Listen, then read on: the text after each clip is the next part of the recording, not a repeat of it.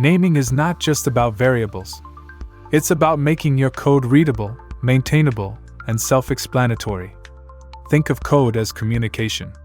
You're not writing it just for the computer, you're writing it for other people and your future self. Let's look at what beginners often do. Do these variables really tell you what they are for? It might be so confusing going forward. What the fuck? Let's look into much better way. Descriptive variable names. Clear intent. Easy to read and maintain. Let's break down the best practices pros follow when naming things in code. Variables should describe what they hold. Arrays should be plural. It tells that you're working with a collection.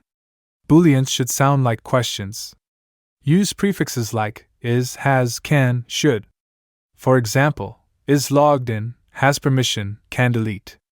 Functions should be verbs. Common prefixes get, fetch, set, calculate